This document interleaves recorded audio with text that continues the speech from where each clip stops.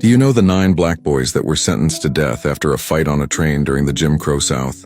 It happened in 1931 during the Great Depression. A group of poor black teenagers were riding a freight train through Alabama, searching for work, food, and survival like many struggling Americans during that time. Their names later became known as the Scottsboro Boys.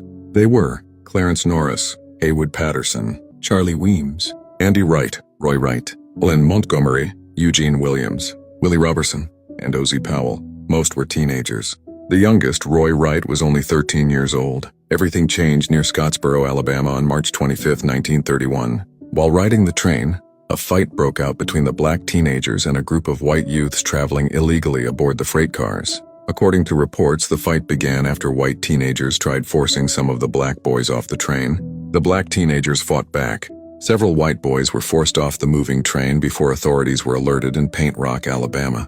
But the train fight quickly became something much darker. 2 white women aboard the train, Victoria Price and Ruby Bates, accused the black teenagers of rape. Within hours, armed posses surrounded the train tracks. The boys were arrested at gunpoint and taken to jail while angry white mobs gathered demanding executions before any trial even began.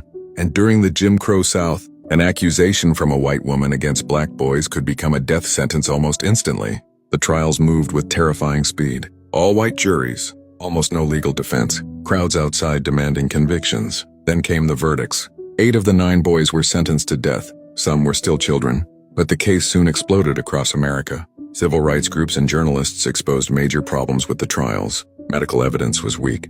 The boys barely had lawyers, and years later, Ruby Bates admitted the accusations were false. The Scottsboro Boys spent years trapped in prison and courtrooms as the case eventually reached the United States Supreme Court. The case later helped establish stronger legal rights in America, including fair jury selection and proper legal defense. But the damage was already done. Some of the boys spent years behind bars.